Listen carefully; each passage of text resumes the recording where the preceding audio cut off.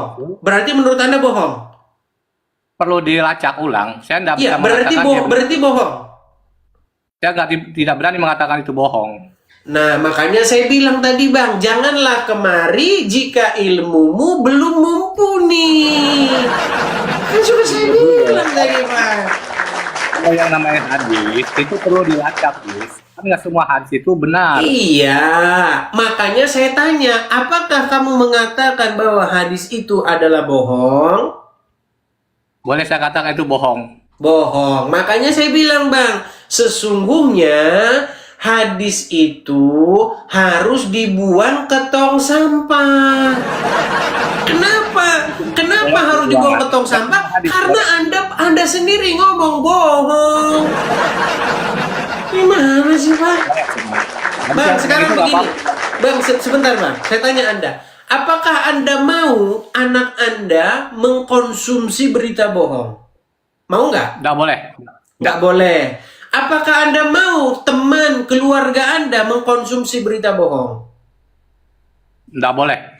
Maka tepat tidak saya katakan bahwa berita bohong tersebut harus dibuang ke tong sampah? Boleh dibuang tong sampah itu. Iya, makanya ayo katakan kepada saya, yuk. Saya seorang muslim, yuk. Saya seorang muslim. Oh, nggak bisa. Susah.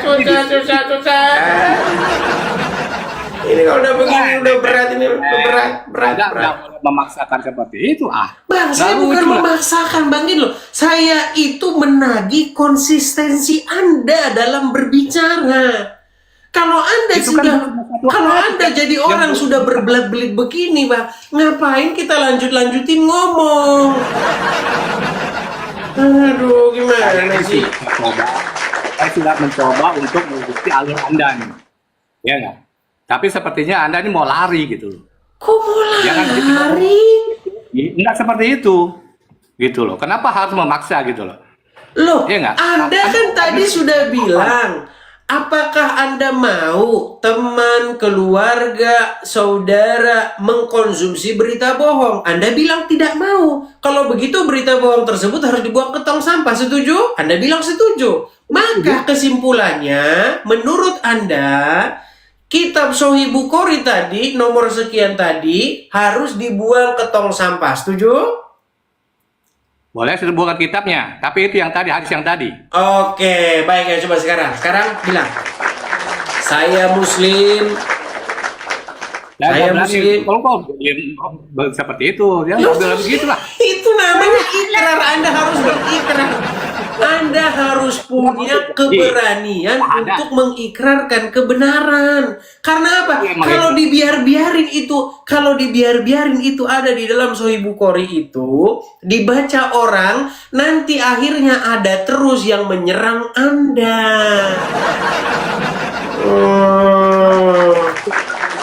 Itu apa itu memang benar atau tidak? Gimana? Kan itu. Apakah itu benar ada atau tidak di Sahih Bukhari itu? Kalimat itu kan gitu. Perlu dilacak ulang kan? Jadi menurutmu ini orang ini ngarang-ngarang sendiri, aslinya nggak ada ini? Bisa dikatakan gitu, bisa ngarang dia. Astagfirullahaladzim. Inilah makanya saya bilang, yang bikin kalian, yang disalahin saya. Gimana sih? Ini ada banyak sekali loh, bukan cuma satu, dua. Aduh, gimana sih? Aduh, berat sekali kalian ini, aduh.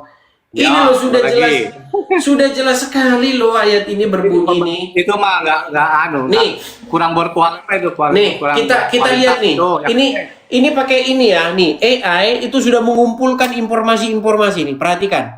Berdasarkan hadis Bukhari nomor 5917 dari Ibnu Abbas, Nabi Muhammad awalnya ya membiarkan rambutnya terurai. Sama seperti ahli kitab Yahudi Nasrani. Dalam hal yang tidak ada perintahnya dari Allah. Berbeda dengan kaum musyrik yang membelah rambutnya. Kemudian Nabi mengubah kebiasaannya tersebut dengan membelah rambutnya. menyisir atau membelah tengah. Tadinya Muhammad itu ya, dia itu rambutnya, potongan rambutnya sama terurai seperti ahli kitab. Karena dikatakan dia itu biasanya memang niru-niru ahli kitab. Aduh, gimana Anda ini? Saya tidak bohong nih loh, ketik sendiri. Ini sumbernya ada nih loh, nih Sahih Bukhari itu loh. Kok Anda bilang tidak ada di Sahih Bukhari? Gimana sih Anda ini? Ayo, apakah Anda masih mau membantah bahwa memang hadis ini ada di dalam Sahih Bukhari? Kalau kalau yang namanya hadis itu perlu dilacak ulang. Kalau ini menurut saya saya nggak berani mengatakan itu benar atau tidak. Itu saya Nah, sudah terus bilang dari ngapain awal. ke sini, Sartono? Kan sudah saya bilang, wahai kaum muslimin wal muslimat, dan janganlah kalian nekat untuk naik ke Edis TV jikalau kalian tidak memiliki ilmu, dan sesungguhnya orang-orang yang naik ke Edis TV itu akan mempertanggungjawabkan perbuatannya. Iya. Coba, menurut Al-Quran, bolehkah seseorang berkata jika seseorang tidak mempunyai pengetahuan tentangnya? Saya tunjukin ayatnya. Makanya saya jadi gurunya mereka. Harusnya saya udah kalian hire loh, sudah kalian pekerjakan saya ini jadi ustadz. Biar saya gajian dulu dari kalian ini. Sebentar, saya tunjukkan ayat di dalam Al-Quran ya. Bentar, sabar. Saya tunjukkan ya. Tadi saya ngomong apa tadi? Lupa saya mau ngomong apa tadi. Jadi lupa saya kan. Teman-teman, apa tadi yang mau saya katakan? Lupa saya. Hadis. Bukan, ayat Al-Quran. Ayat Al-Quran yang mengatakan janganlah mengatakan jika Anda tidak memiliki pengetahuan ya. Nih. Apa itu?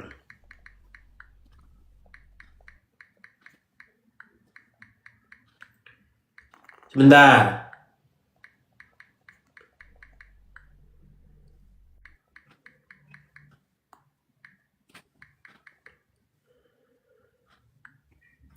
Itu ada di dalam Quran surat Al-Isra ayat 36. Ada Quran di situ, Bang? Ada. Oke, coba tolong dibacakan Al-Isra ayat 36. Ayat 36. Silakan dibaca. Walak takfu. Artinya saja, Bang. Kalau dibaca Arabnya, nanti Abang masih jadi orang Islam terus. Selama Anda masih baca Arabnya, Anda jadi Islam terus nanti. Coba baca artinya. Baca artinya. Engkau mengikuti sesuatu, benar. Dan janganlah kamu mengikuti apa yang kamu tidak memiliki pengetahuan tentangnya. Al-Isra ayat 36 lah. 36. Isra ayat 36. Janganlah engkau mengikuti sesuatu yang tidak kau ketahui. Oke, sesungguhnya pendengaran, penglihatan, dan hati semuanya itu akan dimintai pertanggungjawabannya. Gimana? Terus apa hubungannya? Tadi kan Anda mengatakan sesuatu yang Anda tidak punya pengetahuan tentangnya. Anda sudah nggak tahu masalahnya, tapi Anda tetap ngomong, betul?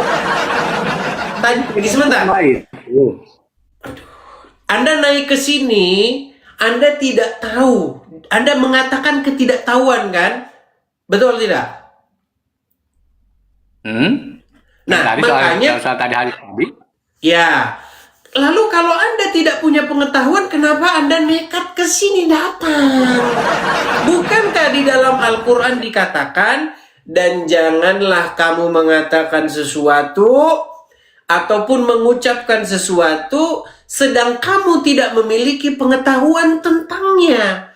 Karena apa yang karena nih saya bacakan ya. Karena sesungguhnya, nih sebentar.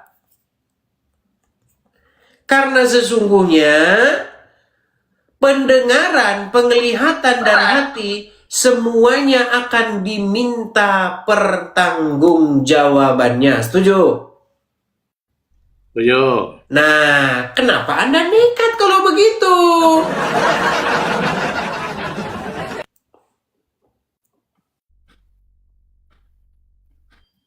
Boleh saya bicara ini? Silakan. Jangan itu sama hadis. Gimana? Kalau hadis dengan Quran itu bukan. Kalau hadis itu masih bisa ditiru-tiru.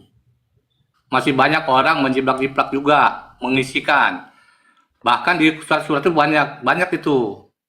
Jadi Ya saya tidak Tuhan, mau mengatakan masih nekat Anda mengatakan sesuatu yang Anda tidak punya pengetahuan. Padahal tadi Anda sudah bilang saya tidak tahu soal perkara itu. Tapi kenapa Anda maksa ngomong lagi? Udah dibilang nggak tahu, masih aja maksa ngomong. Oh, susah. Begini saja. Kamu begini, bro. Anda memang sesungguhnya mengikuti teladan dari Muhammad. Karena Muhammad itu, dia ngomong sesuatu, udah tahu dia nggak punya pengetahuan tentangnya. Pernah dengar berita, pernah suatu waktu, Muhammad pergi ke Madinah. Sesampainya di Madinah, dia melihat adanya para petani-petani kurma, itu mereka sedang menggabungkan benang sari dan putik itu. Mereka tempel-tempelkan itu. Supaya apa? Supaya berbuah banyak. Ketika Muhammad melihat hal tersebut, Muhammad berkata kepada para sahabatnya, apa yang mereka kerjakan itu? Lalu dikatakanlah, sesungguhnya mereka sedang menggabungkan benang sari dan putik supaya menghasilkan banyak buah. Lalu Muhammad berkata, apa yang mereka kerjakan itu tidak ada gunanya, tidak berfaedah itu. Seandainya pohon kurma itu dibiarkan begitu saja, itu akan tetap baik-baik saja. Karena Nabi ngomong, maka umat seolah-olah mendengar Allah berbicara. Karena apa? Karena kalau Nabi berbicara, tidak berdasarkan hawa nafsunya. Karena kalau Nabi berbicara, yang disampaikan itu pastilah wahyu dari Allah. Makanya umat langsung meninggalkan praktek itu. Praktek menggabungkan benang sari dan putik itu. Ditinggalkan. Nah, suatu waktu, tahun berikutnya, datanglah lagi Muhammad ke tempat yang sama. Dilihatlah pohon kurma mereka gagal panen. Lalu bertanya-tanyalah Muhammad, apa gerangan yang terjadi kepada pohon kurma kalian?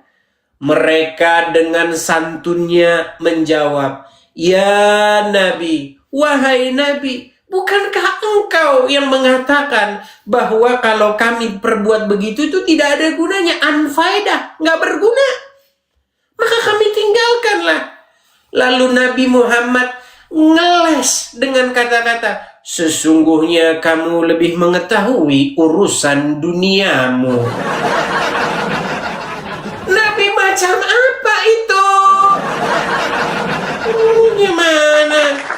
Loh, bukankah dikatakan jangan kamu mengatakan sesuatu yang kamu tidak punya ilmu tentangnya? Ini Muhammad sudah tidak punya ilmu, dia komentar-komentar. Bukankah tertulis, barang siapa yang taat kepadaku, sesungguhnya ia telah taat kepada Allah. Sementara di sini dikatakan apa? Orang malah taat kepada Muhammad, malah sial. Coba silakan, apa jawabanmu? Silakan. itu kan cuma cerita. Ya, itu. Nggak ada sejarahnya itu. Astagfirullah. Baik, saya tampilkan lagi hadisnya. Memang mereka ini apapun kita ngomong, pokoknya jawabannya simple. Ya, itu kan cuma bohong-bohong. Tampilkan. Aduh, benar-benar. Baik. Aduh. Saya tampilkan ya kepada kalian ya. Memang kalian ini sungguh luar biasa mengingkari kenyataan ini.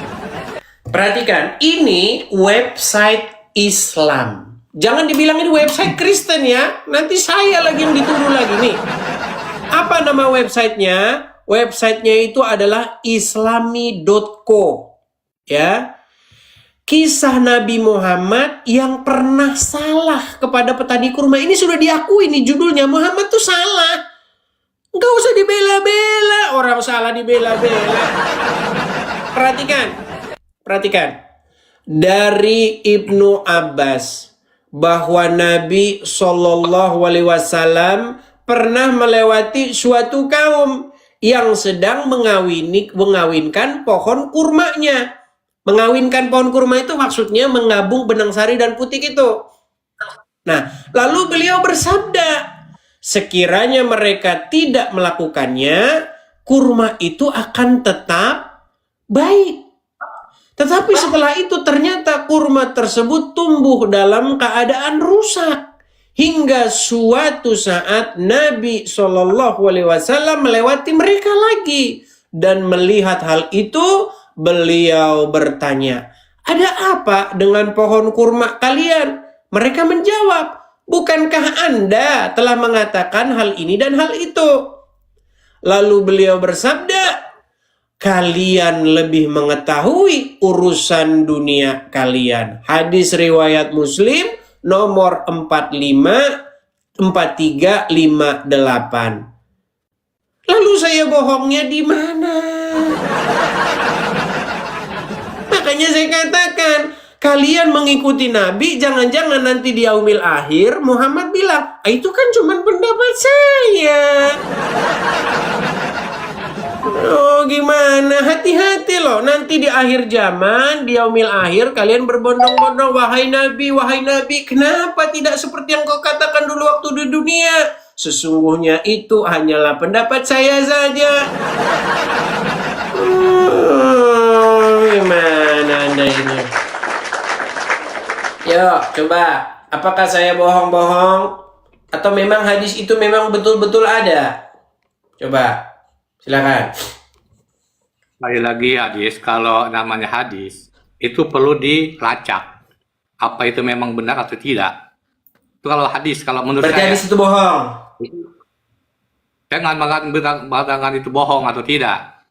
Karena itu ada... Jawabanmu masih sama dengan yang tadi. Kalau begitu, hadis itu nggak tahu. Ya sudah, kalau tidak punya ilmu, jangan lanjut. Bilang saja begini, Maha Guru, untuk kali ini Maha Guru, saya mengaku saya tidak tahu dan saya memberikan kesempatan kepada ustadz. Gitu dong, jangan maksa aja di sini. Betul. Kalau hadis itu perlu saya lacak. Apa ada benar atau tidak? Kan tadi Oke, menurut Anda apakah hadis itu benar atau salah? Beda. Itulah hadis. Menurut hadis Kadang-kadang itu benar atau salah? Tidak sama.